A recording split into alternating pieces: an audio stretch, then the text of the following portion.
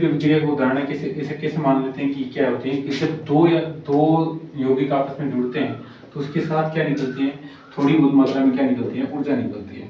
यानी कि कोई भी मिश्रण अगर हम दो यौगिकों को आपस में जोड़ेंगे तो क्या होता है, पदार्थ होता है जो यौगिक होता है, वो मिश्रण होता है, वो क्या हो जाता है, गर्म हो जाता है। तो जिसकी वजह से हम ये मानते हैं कि ऊष्मा का क्या होता है, उत्सर्जन होता है। तो अब इसके 2-3 उदाहरण देखेंगे। देखो पहला ही उदाहरण ले लेते हैं, हम क्या कर लेते हैं कि जब कोई कोयले का दहन होता है तो क्या होता है, ऊष्मा का उत्सर्जन होता है। जब कार्बन का दहन होता है तो क्या होता है, ऊष्मा का उत्सर्जन होता है। यानी प्राकृतिक गैस का जब दहन करेंगे, देख लेते हैं इसकी जगह हम क्या कर लेते हैं, कार्बन का दहन किया था उसकी जगह पहले नंबर 1 ले लेते हैं। जैसे एक उदाहरण लेते हैं जिसका नाम है प्राकृतिक दहन। प्राकृतिक गैस का दहन करेंगे, गैस का दहन देखेंगे तो CH4 हो गया, प्लस में ऑक्सीजन हो गई, क्या अभिक्रिया करके क्या बनाएंगे, कार्बन डाइऑक्साइड प्लस H2O, और प्लस में क्या निकलेगी, ऊर्जा निकलेगी। तो हम ये बताएंगे कि देखो यहाँ पे जो कार्बन है वो ऑक्सीजन के साथ अभिक्रिया करके क्या बनेगा, कार्बन डाइऑक्साइड और ऊर्जा और जल बनेगा। देखो हम ये रोजाना होता है क्योंकि देखो प्राकृतिक गैस होता है, जो मीथेन होती है, जो हमारे LPG गैस है या सिलेंडर है उनके अंदर भरी जाती है। और जैसे CNG की गाड़ियां वगैरह होती है, आजकल जो अनेक गाड़ियां आने लगी हैं जो LPG पे चलती है, CNG पे चलती है, उनके अंदर क्या भरी जाती है, प्राकृतिक गैस LPG गैस भरी जाती है, CNG गैस भरी जाती है। जब वो ऑक्सीजन के साथ में दहन होगा तो उसके साथ में क्या निकलेगी, कार्बन डाइऑक्साइड गैस निकलेगी, और साथ में क्या निकलती है, पानी है ना वो गर्म होकर क्या निकलता है, भाप के रूप में निकल जाता है, और साथ में क्या निकलती है, अपने को ऊष्मा मिलती है। जैसे अपन भोजन पकाते हैं तो वो उसमें संयोजन अभिक्रिया होती है। देखो इसमें दोनों में संयोजन होकर कार्बन डाइऑक्साइड और H2O पदार्थ मिलता है, तो ये क्योंकि उष्मा निकल रही है। तो ये हम कह सकते हैं कि इसमें क्या हो रहा है, उष्मा का उत्सर्जन हो रहा है। उसी प्रकार देखो हम एक दूसरी बात कर लेते हैं कि जो शोषण होती है, शोषण है वो ऊष्माक्षेपी विक्रिया है, ऊष्माक्षेपी विक्रिया है। देखो हम बात करेंगे, देखो शोषण है वो ऊष्माक्षेपी विक्रिया किस प्रकार से, देखो हम जब खाना खाते हैं तो उसमें क्या भोजन के बहुत प्रकार के अवयव लेते हैं, जैसे कार्बन डाइऑक्साइड, सॉरी कार्बोहाइड्रेट है, वसा है, प्रोटीन है, खनिज लवण है, पानी है, विटामिन है, वगैरह वगैरह सारी चीज लेते हैं। जब अब भोजन के अंदर जो खाद्य पदार्थ होते हैं वो बहुत सारे अवयवों के साथ में हम भोजन ग्रहण करते हैं, तो जिसमें सबसे ज्यादा हम क्या खाते हैं, खाना खाते हैं। जैसे कोई मान लो आप कोई छोटा मोटा काम कर रहे हो, जैसे नॉर्मल कोई आदमी बच्चा है वो छोटा काम करता है, थोड़ा बहुत काम करता है, तो उसको क्या चाहिए, चलने फिरने के लिए क्या चाहिए, मतलब शरीर के सभी कार्यों को करने के लिए, जैसे मैं बात करूं, मैं बोल रहा हूं तो मुझे बोलने के लिए क्या चाहिए, ऊष्मा चाहिए। और चल रहा हूं, फिर रहा हूं, देख रहा हूं, घूम रहा हूँ, दौड़ रहा हूँ, खेत का काम कर रहा हूँ, या XYZ जो भी काम कर रहा हूँ, भारी सामान को उठा रहा हूँ, तो मेरे को क्या चाहिए, ऊष्मा चाहिए। जितनी ज्यादा ऊष्मा चाहिए वो हम कहाँ से लेंगे, भोजन से लेंगे। और जब आपने देखा होगा कि कई बार कोई मैराथन जो दौड़ता है या कोई आदमी दौड़ लगाता है तो वो मुंह को खोल के या फिर ऑक्सीजन ज्यादा मात्रा में लेता है। जैसे हम कोई बार जाते हैं, कोई भाग के जाते हैं तो ऑक्सीजन क्या होती है, मुंह खोल के हम बहुत ज्यादा मात्रा में ऑक्सीजन लेते हैं। इसका मतलब ये होगा कि हमारे को ऊष्मा की क्या होती है, ज्यादा जरूरत होती है। और जब ज्यादा जरूरत होगी तो हम क्या करते हैं, मुंह खोल के ऑक्सीजन को लेते हैं। और जिस टाइम हम मान लेंगे भाग के कहीं गए हैं तो उसकी वजह से हमारे को क्या मिलती है, ज्यादा ऊष्मा मिलती है, और हमारी ऊष्मा भी क्या हो जाती है, खपत हो जाती है। जैसे मैं चल रहा हूँ तो नॉर्मल है, कोई बात नहीं, मैं हाँफ नहीं रहा, लेकिन जैसे अगर मैं भाग के जाऊंगा तो मेरा मुंह अपने आप ही खुल जाएगा और मेरी सांस है वो क्या हो जाएगी, बहुत तेज गति से आने जाने लगेगी, जिसमें ऑक्सीजन क्या होगी, ज्यादा मात्रा में जाएगी, और कार्बन डाइऑक्साइड क्या होगी, बाहर निकलेगी। जब ज्यादा मात्रा में जाएगी, इसका मतलब हम ये मान सकते हैं कि जैसे हमारे पास क्या है, हम भोजन के अंदर क्या खाते हैं, कार्बोहाइड्रेट खाते हैं। कार्बोहाइड्रेट है उसके साथ में क्या निकलता है, मतलब एक घटक हो जाता है, वो क्या हो जाता है, ग्लूकोज हो जाता है। जब C6H12O6 को हम क्या करेंगे, कार्बन ऑक्सीजन के साथ में क्रिया करवाएंगे तो हमारे पास क्या मिलेगी, कार्बन डाइऑक्साइड निकलेगी, प्लस में क्या निकलेगा, H2O, और प्लस में लगभग 28 ATP के आसपास में क्या निकलेगी, ऊर्जा निकलेगी, जो हम हर एक कोशिका के अंदर क्या होती है, माइटोकॉन्ड्रिया में क्या होती है, संग्रहित होती है। हमें पता है कि कोशिका को मतलब कोई भी कार्य करना है, जैसे भोजन को पचाना है, कोई भी एक्सरसाइज, जो भी जितने भी नित्य वगैरह दैनिक जीवन में जो भी कार्य किया जाता है उसके अंदर हमारे को क्या चाहिए, ऊष्मा चाहिए। ऊष्मा चाहिए, इसका मतलब हमें क्या चाहिए, मतलब ऑक्सीजन की भोजन चाहिए होता है। मतलब हाँ, सुबह हमने खाना खाया, उसके बाद में हम देखो दोपहर में जब एक बात नॉर्मल सी बात देखते हैं कि हमारे घर में एक सुबह टाइम में खाना खाते हैं, एक शाम के टाइम में खाता है। जब हमें भोजन की ज़्यादा आवश्यकता होती है, जिन मतलब मान के चलो अब कोई जो जिम काम नहीं करता है, जिम का काम करता है, जिम में मतलब डंबल वगैरह उठाता है, तो डंबल वगैरह उठाता है, उसकी जो बॉडी एनर्जी उसको बॉडी उठाने के लिए ऊर्जा की आवश्यकता ज़्यादा होती है। तो उसी प्रकार वो क्या करता है, भोजन की कैलोरी ज़्यादा लेता है और कार्बोहाइड्रेट ज़्यादा खाता है। मतलब मान लो कि जैसे मैंने अभी बात कर लेते हैं कि जैसे मैं जिम का काम कर रहा हूँ, मेरे को डंबल उठाने है, तो डंबल उठाने के लिए मेरे को उसमें क्या चाहिए, ज़्यादा चाहिए। और ज़्यादा जब चाहिए तो मैं क्या करूँ, मैं भोजन ज़्यादा ग्रहण करूँ। और जब ज़्यादा भोजन ग्रहण करूँगा तो हमारे को क्या चाहिए कि भोजन ज़्यादा ग्रहण करेंगे। उसी के साथ जब हम कोई ज़्यादा काम करेंगे तो अपने को ऑक्सीजन भी क्या चाहिए। जैसे अगर मैं बात करूँ, कोई कुत्ता है, कोई बिल्ली है, कोई है, वो जब दौड़ लगाता है तो उसका ऑटोमेटिकली मुंह क्या हो जाता है, खुल जाता है और ऑक्सीजन क्या होती है, ज़्यादा मात्रा में चाहिए। उसी प्रकार उसमें क्या होगी, ऊष्माक्षेपीय विक्रिया, यानी उसमें जैसे मैं अभी बताता हूँ कैसे क्वेश्चन है, जैसे हमारे भोजन शरीर में क्या होंगे, खाद्य पदार्थ होंगे, उनके छोटे छोटे टुकड़े हो जाएंगे, वो ग्लूकोज के साथ ऑक्सीजन की विक्रिया करेंगे तो क्या निकलेगी, कार्बन डाइऑक्साइड और हाइड्रोजन H2 निकलेगा और क्या निकलेगी, ऊर्जा निकलेगी। वो लगभग 28 एटीपी के आसपास निकलेगी। वो हम पढ़ेंगे कौन से पाठ में, 5वें पाठ में, यानी कि जैव प्रक्रम वाले पाठ में हम इसके बारे में अध्ययन करेंगे। इसके बारे में बात करेंगे जब जैव प्रक्रम पढ़ेंगे ना, तब बात करेंगे, ठीक है।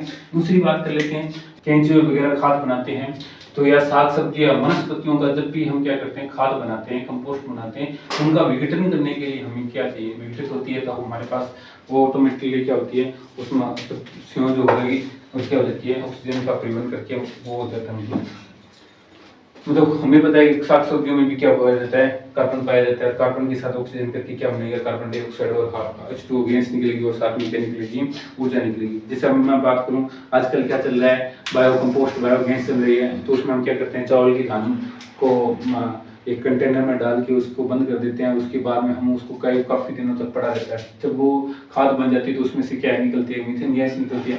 तो ये जो गैस निकलती है विघटित होती है, तो हम देखेंगे जब खाद होती है तो हम उसको जब से नीचे नीचे नीचे खोलते जाएंगे तो वो क्या होती है, गर्म मात्रा में मिलती है और वहाँ पे क्या होगी, गर्मी होगी। तो इसका मतलब उष्मा का उत्सर्जन हो रहा है, उष्मा का उत्सर्जन हो रहा है, इसका मतलब वो कौन सी प्रक्रिया होगी, उष्माक्षेपी प्रक्रिया होगी। देखो इसके बाद आगे बढ़ लेते हैं।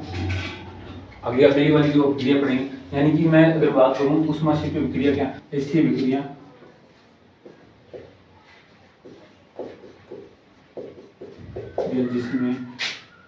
जिसमें उष्मा का उत्सर्जन होता है, उष्मा का उत्सर्जन होता है तो उष्माक्षेपीय विक्रिया कहलाती है। क्षेपीय विक्रिया कहलाती है।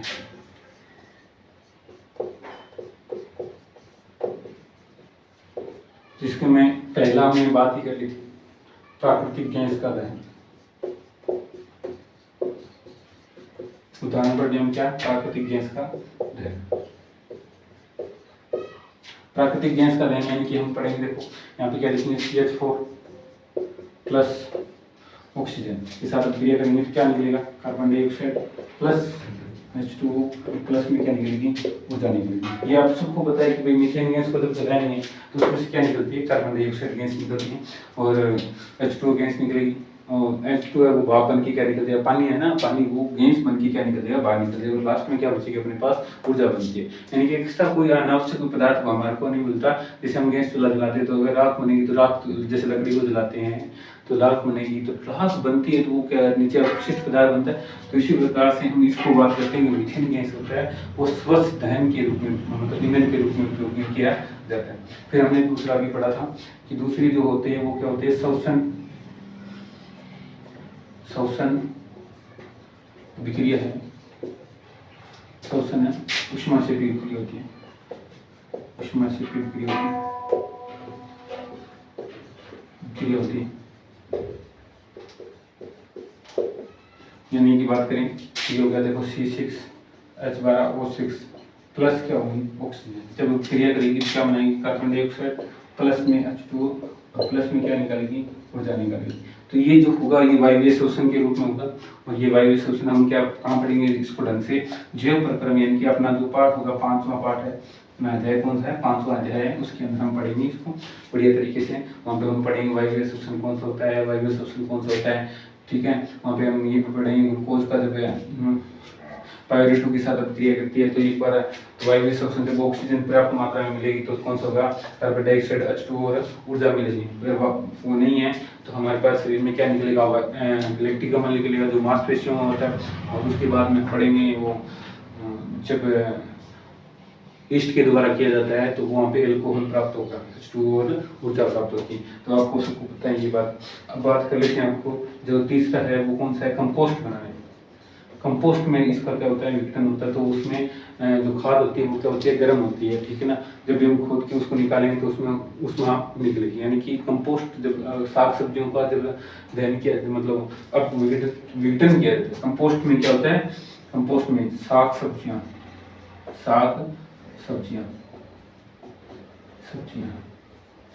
का विघटन तो ठीक है। यहाँ पे हम बात करेंगे जब कंपोस्ट है वो साग सब्जियों में क्या होगा, विघटित होगा। साग सब्जियों में विघटित कंपोस्ट है ना में साग सब्जियों का विघटन होगा। कंपोस्ट में साग सब्जियों का विघटन होगा तब क्या होगा, ऊष्माक्षेपी के उदाहरण हम ये लिख सकते हैं। पहला क्या लिखेंगे, प्राकृतिक गैस का है श्वसन ऊष्माक्षेपी विक्रिया होती है, ठीक है। कंपोस्ट है वो साग सब्जियों का विघटन, मतलब कंपोस्ट में क्या होगा, साग सब्जियों का विघटन होगा तो ऊष्माक्षेपी विक्रिया निकलेगी। अगला जो दे रखा है अपना, अगला जो प्रकार दे रखा है वो कौन सा दे रखा है, देखो अब हम बात करेंगे अभी अगला जो प्रकार आएगा अपना 2 नंबर पे वो आएगा वियोजन अभिक्रिया। देखो वियोजन अभिक्रिया क्या होती है, वियोजन अभिक्रिया के बारे में हम पढ़ लेते हैं थोड़ा सा। देखो वियोजन अभिक्रिया वो होती है जिसमें कोई चीज एकल अभिकारक लेंगे और एकल अभिकारक 2 टुकड़ों में टूट जाए, 2 या 2 से अधिक टुकड़ों में टूटता है तो उसको हम क्या कहेंगे, वियोजन अभिक्रिया। ऐसे अभिक्रिया जिसमें मतलब मान लेते हैं ये अपने पास अभी एक उदाहरण हमने वियोजन अभिक्रिया में नहीं लिया था, अभी दे देते हैं। देखो कैल्शियम का कार्बोनेट है, देखो कैल्शियम कार्बोनेट है वो देखो दीवारों पर सफेदी की जाती है, जो चूना पत्थर होता है तो संगमरमर का ये संगमरमर का सूत्र है, यानी कि ये रासायनिक सूत्र है किसका, संगमरमर का, संगमरमर का ये रासायनिक सूत्र है। जब इसके को हम क्या करते हैं, ऊष्मा देते हैं, ऊष्मा देंगे और देते ही क्या होगा जाएगा, ये 2 टुकड़ों में टूट जाएगा। पहला कौन सा होगा, कैल्शियम कार्बोनेट। कैल्शियम कार्बोनेट किस में टूटेगा, कैल्शियम ऑक्साइड, और किस में टूटेगा, कार्बन डाइऑक्साइड में टूटेगा, ठीक है। लेकिन बात यह है कि यहाँ पे क्या होगी, ऊष्मा हमें देनी पड़ेगी। कहाँ देनी पड़ेगी, हमें ऊष्मा देनी पड़ेगी। इसका मतलब ऊष्मा का अवशोषण होता है। जैसे पिछले वाले में हमने ऊष्माक्षेपी यानी कि ऊष्मा का उत्सर्जन हुआ था, लेकिन यहाँ पे ऊष्मा का अवशोषण होगा, ठीक है, ठीक है। इसमें हम ये भी पढ़ेंगे ऊष्मा का अवशोषण किस प्रकार से होता है। विघटन का मतलब देखो, वियोजन का मतलब, वियोजन का एक और दूसरा इसका नाम है अपघटन। क्या नाम होता है इसका, अपघटन। इसका दूसरा नाम क्या है, अपघटन अभिक्रिया, अपघटन अभिक्रिया। देखो अपघटन क्या होती है, मैं लिख देता हूं, ऐसी अभिक्रिया जिसमें एकल अभिकारक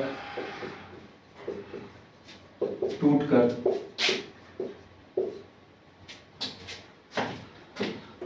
2 या 2 से अधिक उत्पादों का निर्माण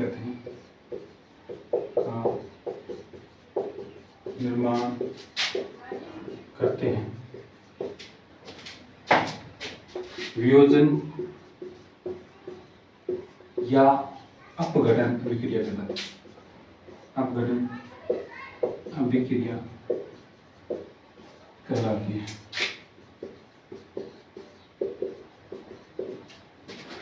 एग्जाम्पल ले लेते हैं, इसका उदाहरण ले लेते हैं।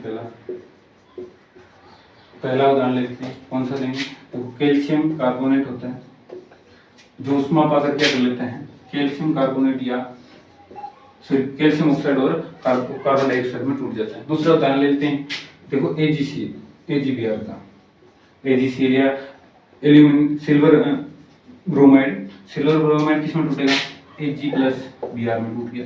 इसी प्रकार अगर बात करें AgCl का ले लेते हैं तो क्या हो जाएगा, Ag+Cl में टूट जाएगा।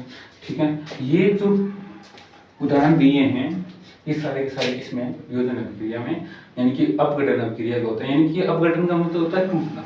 अगर मैं सीधी सीधी बात करूं तो इसका मतलब ये है सीधा सीधा टूटना। शाब्दिक अर्थ ये क्या है, टूटना। टूटने की वजह से क्या होता है कि एक अभिकारक वो दो या दो से अधिक अभिकारकों में मतलब उत्पादों में टूटेगा। ठीक है, अब देखो हम ये बात करें, देखो अब हम ये पढ़ेंगे कि वियोजन अभिक्रिया के कितने प्रकार होते हैं। ठीक है, तो हम इसमें पढ़ेंगे वियोजन अभिक्रिया के 3 प्रकार होते हैं। देखो पहला प्रकार कौन सा होता है, इसके 3 प्रकार होते हैं वियोजन अभिक्रिया के 3 प्रकार, 1 नंबर, 2 नंबर, 3 नंबर। पहला होता है ऊष्मीय वियोजन। ऊष्मीय वियोजन, ऊष्मीय वियोजन। ठीक है, ऊष्मीय वियोजन की बात करें। दूसरी बात अपने हम क्या करेंगे, प्रकाशीय वियोजन की करेंगे। प्रकाशीय वियोजन। ठीक है, तीसरी बात करें तो विद्युत अपघटन। विद्युत अपघटन, विद्युत अपघटन का। ऊष्मीय वियोजन की बात करें मतलब सीधा सीधा ये अर्थ है कि इसमें क्या होगा, ऊष्मा मिलेगी, ऊष्मा मिलते ही एक पदार्थ है वो दो या दो से अधिक उत्पादों में टूटेगा। इसमें क्या होगा, प्रकाश के द्वारा क्या होगा, ऊष्मा मिलेगी तो प्रकाश के द्वारा ऊर्जा मिलेगी, तो ये क्या हो जाएगा, दो या दो अधिक को उत्पादों में टूट जाएगा। यहाँ पे क्या होगी, विद्युत के द्वारा हम क्या करेंगे, उसको ऊर्जा देंगे तो ये दो या दो से अधिक उत्पादों में टूट जाएगा। देखो सबसे पहले हम बात कर लेते हैं ऊष्मीय वियोजन की। इसका उदाहरण ले लेते हैं हम। देखो ऊष्मीय वियोजन क्या होता है, देखो ऊष्मीय वियोजन, देखो ऊष्मीय वियोजन क्या होगा, देखो हम अभिक्रिया लिखते हैं। ऊष्मीय वियोजन में क्या होगा, जब ऐसी अभिक्रिया जिसमें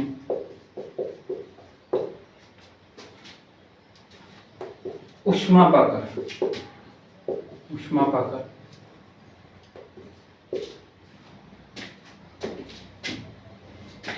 पदार्थ दो या दो से अधिक उत्पादों में विभक्त हो जाता है, विभक्त हो जाता है। तो इसी प्रक्रिया को हम क्या कहेंगे, वियोजन अभिक्रिया।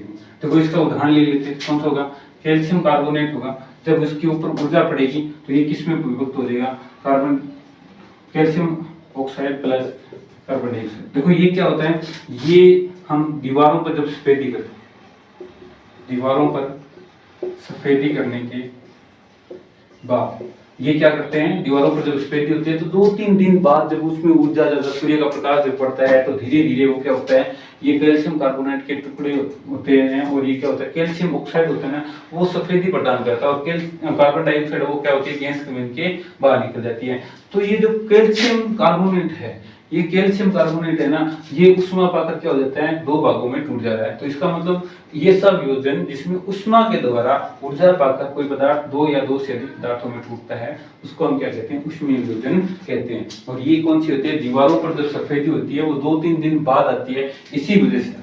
ठीक है ना। देखो हम क्या करते हैं, सबसे पहले क्या करते हैं, PbNO3, इसका नाम है लेड नाइट्रेट। जब इसके ऊपर हम क्या करते हैं, तापन करते हैं, यानी तापमान इसका जैसे बढ़ाते हैं तो ये किसमें लेड ऑक्साइड में, प्लस में नाइट्रोजन डाइऑक्साइड और प्लस में क्या होगा, ऑक्सीजन।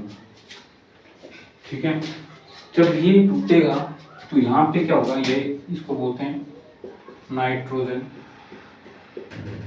डाइऑक्साइड और ये क्या होगी, ऑक्सीजन। इसका मतलब ये है कि जब ये पदार्थ लेड नाइट्रेट के ऊपर जब इसके हम क्या करते हैं, इसको तापन करेंगे यानी कि इसका तापमान बढ़ाएंगे यानी ऊष्मा देंगे तो ये किस में टूट जाएगा, लेड नाइट्रेट में टूट जाएगा और ये क्या हो जाएगी, नाइट्रोजन डाई गैस हो जाएगी और यहाँ पे क्या हो जाएगा, ऑक्सीजन निकल जाएगी। तो यहाँ पे हम देखो इस समीकरण को संतुलित करने का प्रयास करेंगे तो ये देखो यहाँ से यहाँ पे क्या होगा, 2 होगा, यहाँ पे देखो Pb हो जाएगा, वो 2 हो जाएगा, लेड यहाँ पे 2 हो जाएगा, यहाँ पे हम क्या लिखेंगे, 2 Pb। ऑक्सीजन की मात्रा कितनी है, देखो 1 2 तीनों 6 होगी, तो यहाँ पे कितनी है 2 ये होगी, 2 दूनी 4 ये होगी और तो ये 6 हो गए, ठीक है। तो इस प्रकार से इसको क्या करेंगे, संतुलित करेंगे। सो ये यहाँ पे 2 है, ठीक है। तो यहाँ पे ये 4n आएगा और यहाँ पे भी क्या आएगा 4 आएगा, ठीक है। तो इस प्रकार से इसको संतुलित किया जाता है। और ये देखो मैंने आपको ये बताया कि ये किस रूप में मिलेगा, अपने को ठोस रूप में मिलेगा, और ये भी हमें सॉलिड के रूप में मिलेगा, लेकिन ये हमें किस रूप में मिलेगा, गैस के रूप में, और ये भी हमें किस रूप में मिलेगा, गैस के रूप में मिलेगा। उसमें विभाजन का एक और उदाहरण ये है कि जब प्लेट नाइट्राइड को जब भी हम क्या करते हैं, गर्म करते हैं, यानी कि उसमें देकर हम गर्म करते हैं, तो ये किस में टूट जाएगा, लेड ऑक्साइड में टूट जाएगा, और नाइट्रोजन डाइऑक्साइड और ऑक्सीजन के 3 भागों में हमें टूट जाए। यानी कि वियोजन का मतलब है एकल अभिकारक टूटकर 2 या 2 से अधिक उत्पादों का निर्माण करता है, उस क्रिया को हम क्या कहते हैं, वियोजन अभिक्रिया कहते हैं। और जब ये वियोजन किसके माध्यम से हो, उष्मीय वियोजन के माध्यम से हो, उसमें उष्मा के द्वारा हो रहा है, तो उसको हम क्या कहेंगे, उष्मीय वियोजन कहेंगे, ठीक है। अगले इसका प्रकार कौन सा है, हमने कल बात अभी थोड़ी देर पहले बात की बताया था पीछे कि अगले इसका प्रकार कौन सा, प्रकाशीय वियोजन या प्रकाशीय अपघटन। हम दोनों नाम ले सकते हैं, इसको यहाँ पे वियोजन के साथ साथ हम यही भी लिख सकते हैं अपघटन, प्रकाशीय वियोजन या प्रकाशीय अपघटन, ठीक है। प्रकाशीय अपघटन कहते हैं। तो इसमें देखो हम क्या लेते हैं कि AgBr यानी कि सिल्वर, इसका नाम क्या है, सिल्वर ब्रोमाइड, सिल्वर ब्रोमाइड।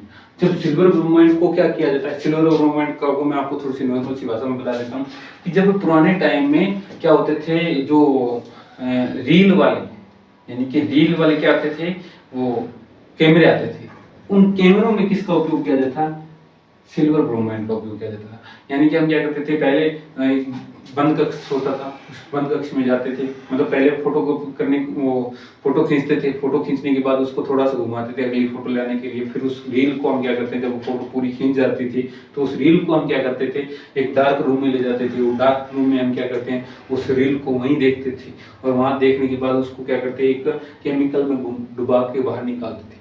यानी कि ऐसा तत्व जो इनको विघटित होने से बचा सके, और विघटित होने से बचाने के बाद में हम उसको फिर थोड़ी देर उसको सुखाते, सुखाने के बाद जब उसको प्रकाश के रूप में बाहर लाते तो हम यहाँ से क्या करते हैं, फोटो देख सकते हैं।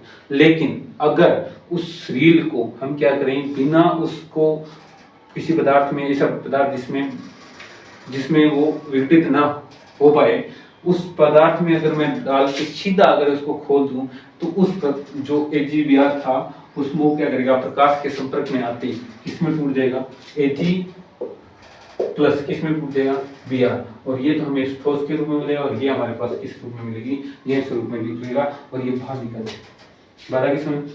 अब यहाँ पे हम क्या लेते हैं, 2 लेते हैं, तो यहाँ पे भी ये क्या आएगा, 2Ag आएगा, और ये 2Br आ जाएगा, ठीक है ना। इस प्रकार तो ये Br तो क्या हो जाएगी, गैस निकल जाएगी, क्या आ जाएगी, क्या हो जाएगी, गैस निकल जाएगी, ठीक है। तो यहाँ पे हमारे पास क्या मिलेगा, AgBr, सिल्वर मिलेगा, ठीक है। तो ये जो घटना घट रही है, इसको हम क्या करते हैं, श्वेत फोटोग्राफी, यानी कि सिल्वर ब्रोमाइड का कहाँ पे उपयोग किया जाता है, श्वेत फोटोग्राफी में। श्वेत फोटोग्राफी में किसका उपयोग किया जाता है, ग्राफी में किसका उपयोग किया जाता है, आपके सिल्वर ब्रोमाइड का उपयोग किया जाता है। यानी कि ये प्रश्न आपसे वस्तुनिष्ठ प्रश्नों में पूछ सकता है कि सिल्वर ब्रोमाइड का कहाँ पे, यानी कि फोटोग्राफी में, श्वेत फोटोग्राफी में किसका उपयोग किया जाता है, तो हम क्या कहेंगे, सिल्वर ब्रोमाइड का उपयोग किया जाता है। इसी प्रकार एक और लिख लेते हैं, उसका नाम लेते हैं AgCl। हमें उस प्रकाशीय विद्युत वियोजन अभिक्रिया में मैंने लिखा था ना AgCl के बारे में, तो ये क्या हो जाएगा, Ag प्लस Cl में टूट जाएगा, ठीक है ना। तो ये भी कौन सी अभिक्रिया हो रही है, प्रकाशीय वियोजन अभिक्रिया हो रही है, ठीक है। देखो ये सिल्वर ब्रोमाइड है, वो तो किसमें उपयोग में की जाती है, श्वेत फोटोग्राफी में की जाती है। और ये जो सिल्वर क्लोराइड है, इसको जब हम सूर्य के प्रकाश में रखते हैं ना, सूर्य के प्रकाश में जैसे रखेंगे तो ये किसमें हो जाएगा, श्वेत से किसमें हो जाएगा, धूसर में हो जाएगा, किसमें हो जाएगा, धूसर में हो जाएगा। इसका मतलब है, देखो वियोजन का मतलब क्या है कि वियोजन किसमें, हमने पीछे पढ़ा कि उष्मा के द्वारा या विद्युत प्रकाश के द्वारा या विद्युत अपघटन के द्वारा विकारकों का, मतलब एकल अभिकारक का 2 या 2 से अधिक उत्पादों में टूटना क्या कहलाता है, वियोजन कहलाता है। तो हमने आज इसमें प्रकाशीय वियोजन पढ़ लिया और उष्मीय वियोजन पढ़ लिया, ठीक है। आज के लिए बस इतना ही। जय हिंद, जय भारत।